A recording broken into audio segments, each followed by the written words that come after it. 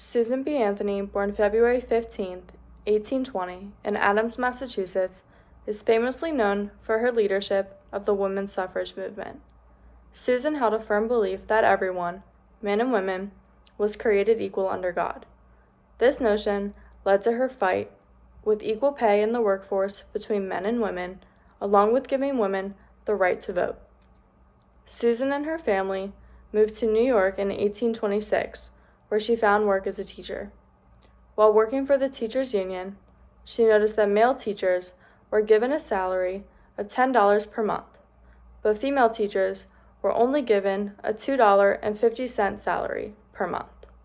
Susan once said, "I do not demand equal pay for my women, save those who do equal work and value. Scorn to be courted by your employers, make them understand that you are in their service as workers, not as women." Susan fought for women in the workplace to be paid the same for the same work as their male counterparts.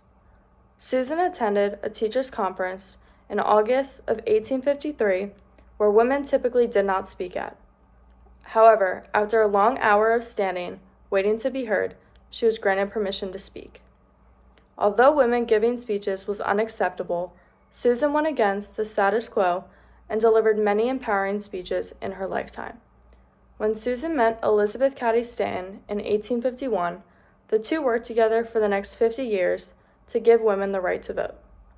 Susan and Elizabeth co-founded the American Equal Rights Association, along with becoming editors of the association's newspaper, The Revolution.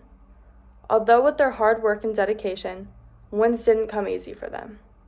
When Congress passed the 14th and 15th Amendments, Susan and Elizabeth were angry that women were not included, so they formed the National Women's Suffrage Movement, pushing for women to be given the right to vote as a constitutional amendment. In 1872, Susan was arrested for voting and was fined $100, which she did not pay. However, it brought forth a lot of attention toward the women's suffrage movement.